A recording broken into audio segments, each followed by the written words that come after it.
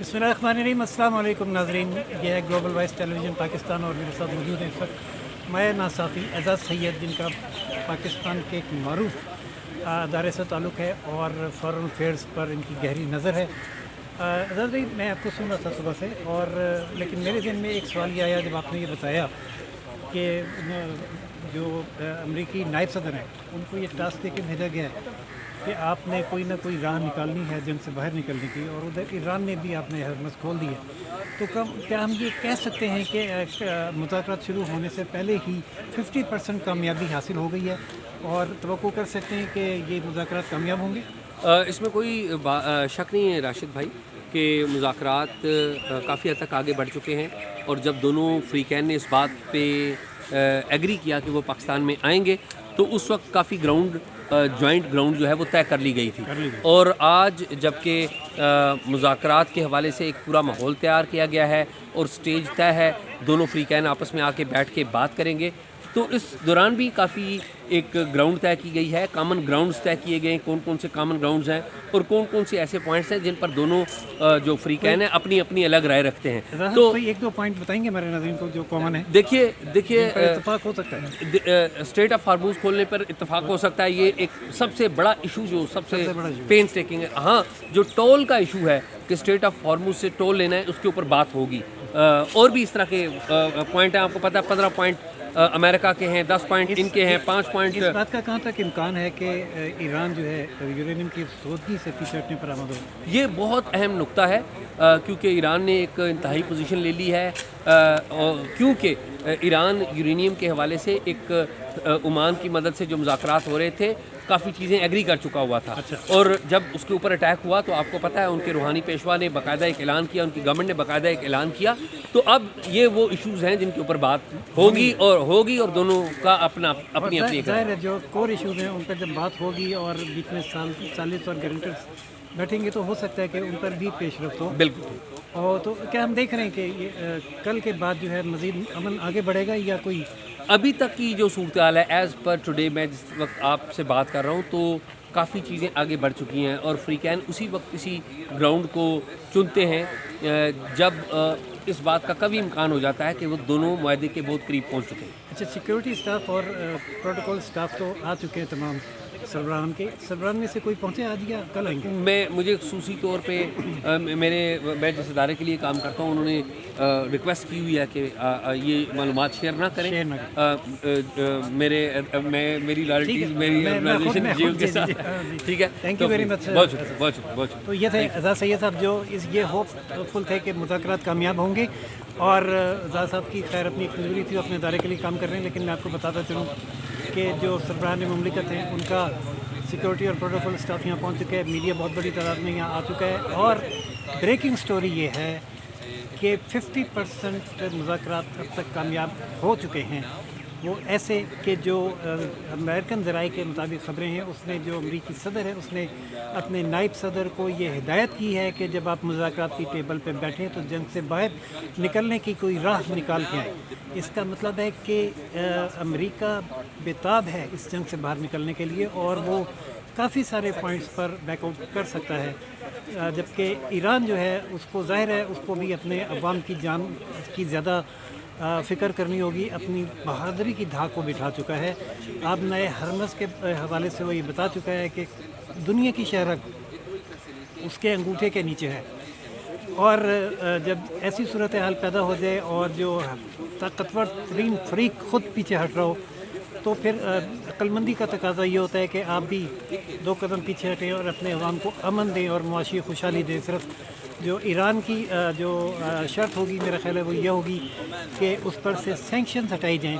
Uranium की अफजोदगी वो पहले भी मुअत्तल करने पर आमदा था, और अब फिर दोबारा जब सब उसको मनाएंगे समझाएंगे तो काफ़ी इम्कान है कि वो इससे थोड़ा सा पीछे हट जाएगा, क्योंकि यूरेनियम की अफजोदगी से ज़्यादा इम्पोर्टेंट इस वक्त ये है कि उसके मुल्क में अमन हो और मुआशी बहाली हो और पाबंदियाँ ख़त्म हो। नाज़रीन, सूरत हाल अब जो है वो ये कि कल जो है वो मुज़ाकरात का आगाज़ होगा, और उसमें ईरान अमेरिका जो है वो दोनों फ्री आमने सामने बैठेंगे, जबकि सालती के लिए पाकिस्तान होगा और सऊदी अरब होगा। सऊदी अरब यकीनन एक बहुत मौजब और बस असर व रसूख रखने वाला मुल्क है, और चाइना होगा एज गारंटर। और पाकिस्तान के लिए ये एक बहुत बड़ा एजाज़ है कि उसकी सालसी इब्तदाई तौर पर कामयाब हुई थी, और उसने एटमी हमले के दहाने पर पहुंची हुई जंग 15 दिन के लिए मौखर करवा दी थी। कुछ लोग पाकिस्तान में इस किस्म की हर्ज़सराई कर रहे हैं कि ये चाइना के कहने पे की गई। ज़ाहिर है इसमें जब इतनी बड़ी जंग थी जो दुनिया को एटमी जंग के दहाने पर ले जाने जा रही थी, तो किसी एक फ्रीक या मुल्क के कहने पर इतना बड़ा स्टेप लेना मुश्किल होता है। उसके लिए कुछ गारंटी और कुछ सालिस और भी चाहिए होते हैं। यकीनन पाकिस्तान ही की एफर्ट थी कि चाइना इस गारंटी देने पर आमादा हुआ, वो आगे आया और ये जंग बंदी हुई। डेडलाइन ख़त्म होने से कुछ देर पहले वो डेडलाइन जिसके बारे में अमेरिकन प्रेसिडेंट ये ट्वीट कर रहा था कि आज रात एक तहज़ीब सफ़ाए हस्ती से मिटा दी जाएगी, वो तहज़ीब तो सफ़ाए हस्ती से नहीं मिटाई जा सकी और ना मिटाई जा सकेगी, क्योंकि अमेरिका को ये मालूम नहीं है कि जितनी पुरानी अमेरिका की दरियाफ़त है, जो कि एक सयाह ने उसको दरियाफ़त किया था, उससे कई सदियां पहले से ये ईरानी तहज़ीब मौजूद है। इस तहज़ीब को मिटाना इतना आसान नहीं था, और ये बात अमेरिका भी जानता था। यही वजह है कि उसने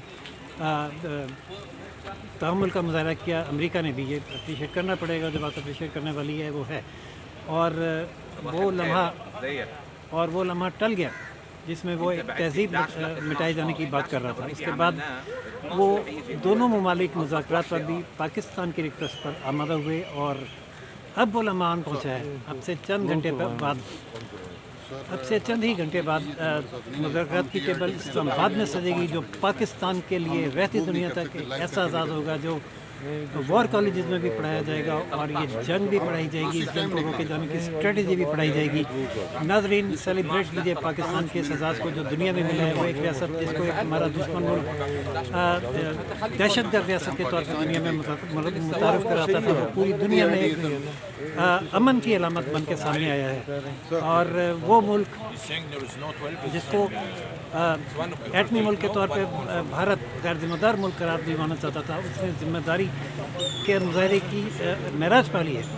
मैं आपको ये बताता चलूँ कि जब भारत की और पाकिस्तान की जंग हुई थी, तो पाकिस्तान ने भारत को चारों शाने चित करके मफलूज कर दिया था, और एक बटन दबाने की देर थी कि दिल्ली तबाह हो जाता।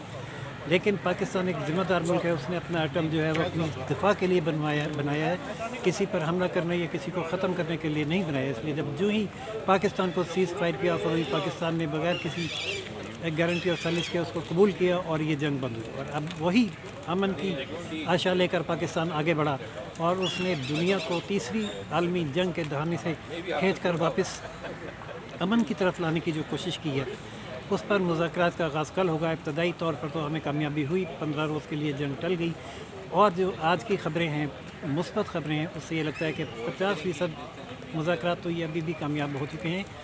और जो ही कल सुबह ये मुज़ाकरात होंगे, तो जो भी अपडेट होगी, जिन पॉइंट्स पर दोनों मुल्क स्ट्रॉन्ग पोजीशन लेंगे और उन पर बहसों में बहस होगा, और कौन से पॉइंट फौरी तौर पर मान लिए जाएंगे, उनसे भी हम आपको आगाह करेंगे।